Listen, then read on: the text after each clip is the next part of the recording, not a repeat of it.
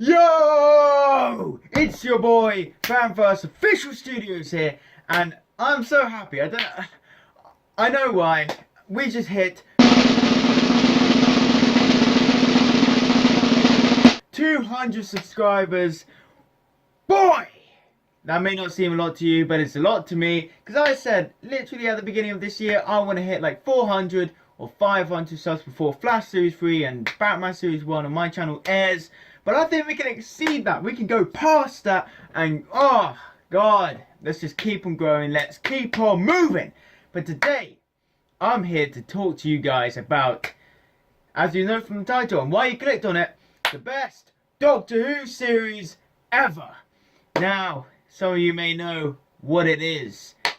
And I'm telling you what it is, if you don't know.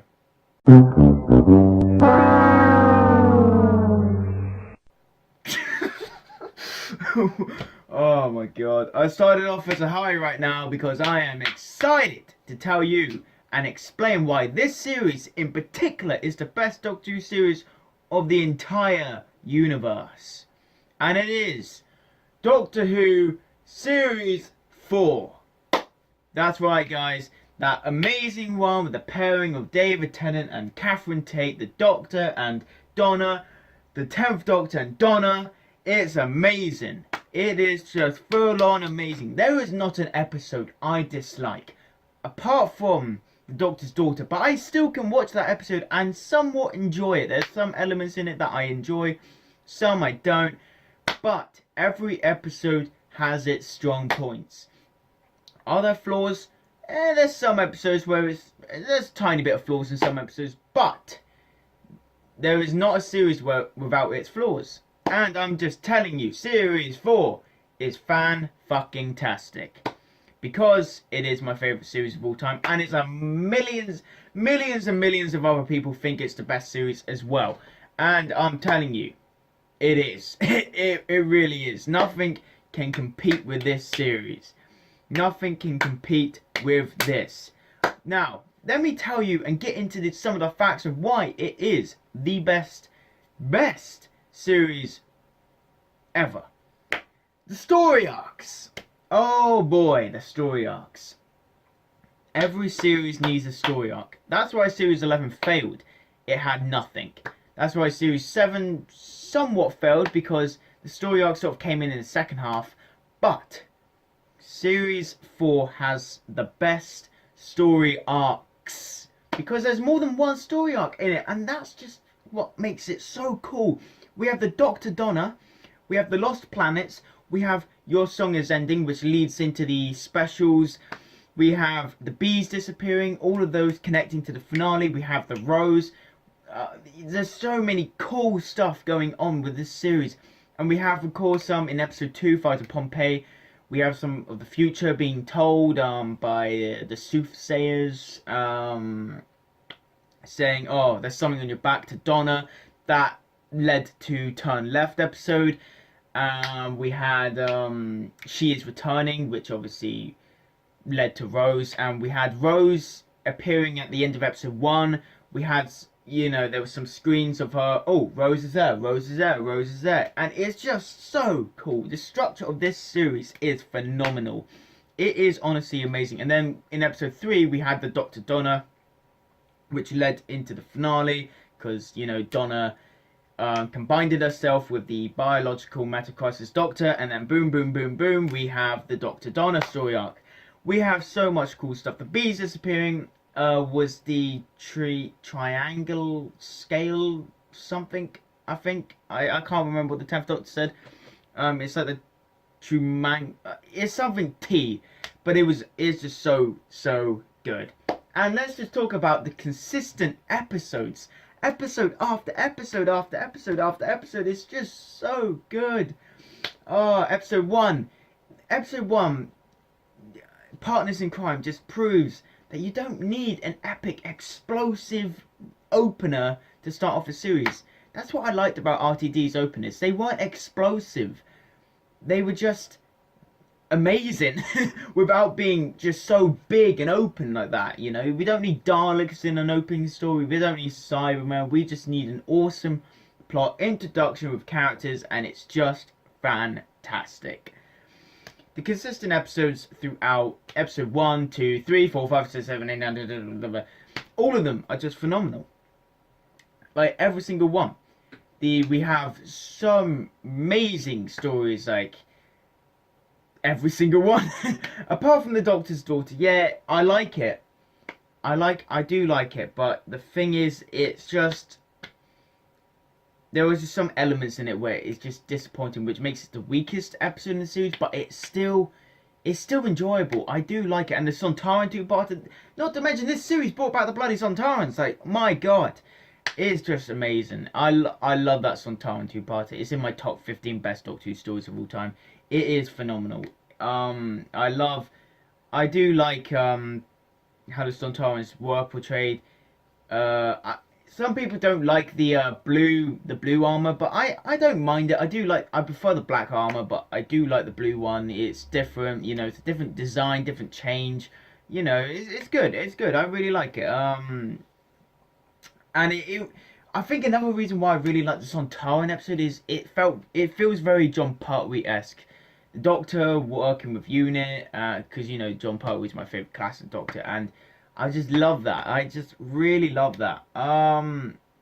Let's talk about of course, my favorite story of all time, Stolen Earth and Journey's End, the finale, phenomenal finale. Like, this is why the RTD era is so structured. They didn't kill off any of their companions but they still gave them a sort of emotional ending, you know? You don't have to kill off a companion to give them an emotional ending. Although I hate the Rose ending, like, I love you, like, shut up. I like how still it was emotional. It's like she died, but she didn't die. Martha left, and then we get to Donna, and oh God, rest in peace. There's just something about his era, the RTD era. It's amazing. It's so structured because it's like everything leads to this one point in time, the finale of series 4, where we have Torchwood, we have Sarah Jane, we have Bloomin' Mickey, Jackie, we have just every single character, really every single big character that was introduced in the RTD era was just so, they all came together in a massive crossover. It was just phenomenal, and not to mention it features the return of Davros as well. Like, man, that is freaking insane. The creator of Daleks, it was, and it features my favorite Supreme Dalek design ever, the red one with the whole things around it. Amazing. And of course, not to mention that fucking insane cliffhanger when the Doctor gets shot by the Daleks running to Rose, and first time watching that, 2008, I remember going, what? Is he regenerating? No, he's no, he can't do this now, he can't. But it turned out that he didn't. And that whole part led to the Dr. Donna stuff, and it was just so good. It was so good. We don't get quality episodes like this ever again. We haven't. It's just, there's just something about this series that makes me miss like how it was formatted back then. It was just so good. It wasn't about going all PC and political correctness. It was about Doctor, companion, travelling in time and space, actually having fun, going up against dangers, having a good story arc, a good structured series, a good structured era. We don't get that anymore. Like, it's just so annoying to me, and I really do miss this sort of stuff, you know.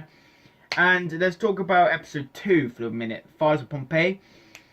It got straight into like the emotional side because with the Donna's first proper adventure, it got really into the emotional side because it was like, this episode's so good. Because Donna and the Doctor gets trapped in this meteorite, but not meteorite, obviously. It's a rock that's turns out to be an escape pod. But it turns out that the Doctor is the one that causes the whole eruption of the volcano. I always forget the name of it. I know it begins with a V. But it turns out that the Doctor has to do it in order to escape. It's either a timeline gets ruptured or they are a part of history, and I love those types of episodes. That's why I like Rosa of series 11,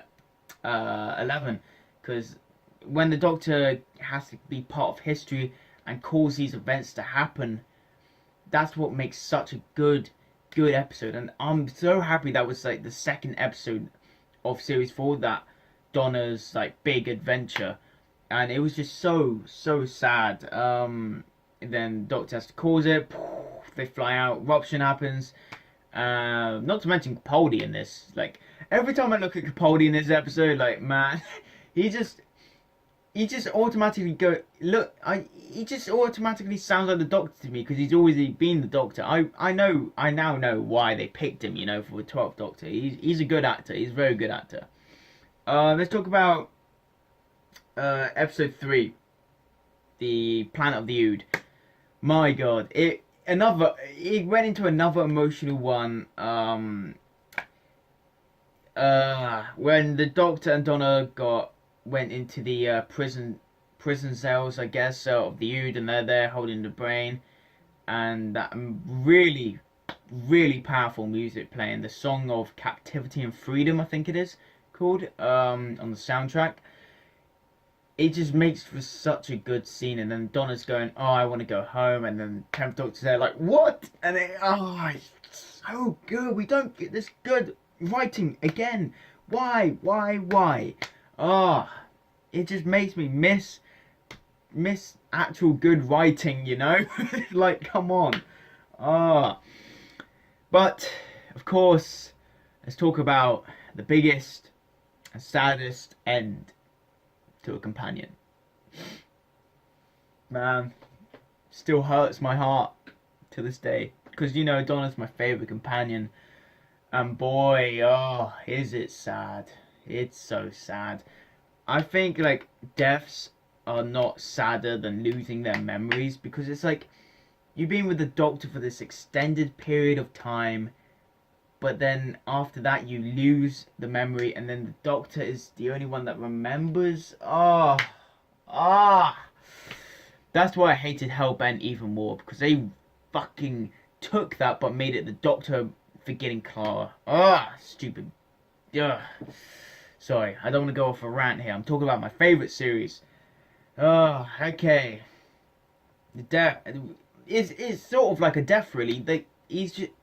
They basically killed off Donna's past that's ever featured, the Doctor. Like, the memory is gone from there, and that's just so sad, and heartbreaking.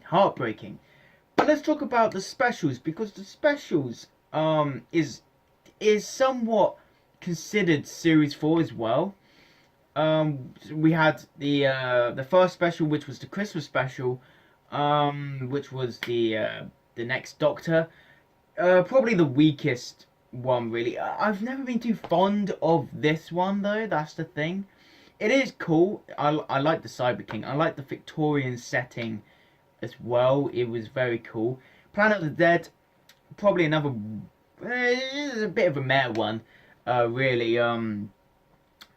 But yeah, it was decent. But we had the whole he will knock 4 times thing, which led to the end of time, obviously. We have Waters of Mars, though. Waters of frickin' Mars. What a phenomenal episode story this is. Waters of Mars is just such a cool, unique one. And now they actually found Waters of Mars in real life. That's like, damn. But yeah, such a cool story. And the ending of that is just, whoa.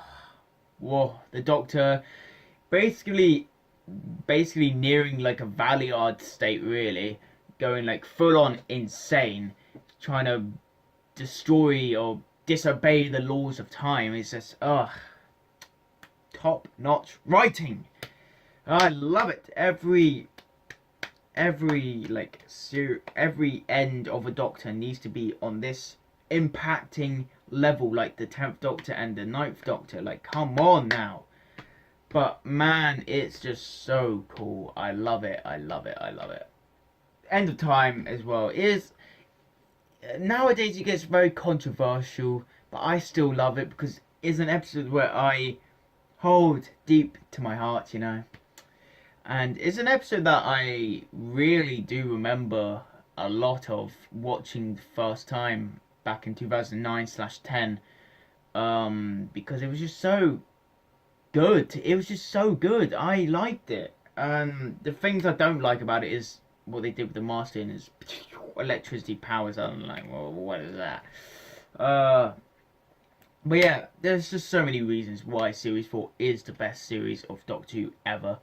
And these are why. This is literally why it is. I've named everything. Like, consistent episodes, awesome villains, awesome monsters. Monsters every single episode. Good monsters every single episode. Not like, you know what? I'm not gonna say. And the monsters are actual monsters. Like, you know, actual monsters. Not humans. You know? Wink wink, nudge nudge. Series 11. Big cough that was. Anyways, I'm gonna end this video here. I hope you enjoyed this, and let me know in your comments below what your favourite series of Doctor Who is ever. It can be classic or it can be New Who. It doesn't matter to me. But yeah, Series 4 is just always gonna be like the best series to me, I think. There's nothing. It's gonna be very hard to beat this series, and I don't think anything will ever, to be honest. But yeah. I hope you respect my opinions, and I will respect your opinions, of course, if you respect mine. Anyways, drop some likes on this video, subscribe for more content if you haven't already, notification bell on so you get notified when I upload. Gotham reaction episode 4 out tomorrow. Anyways, that's it for today, and I'll see you in the next one. Peace.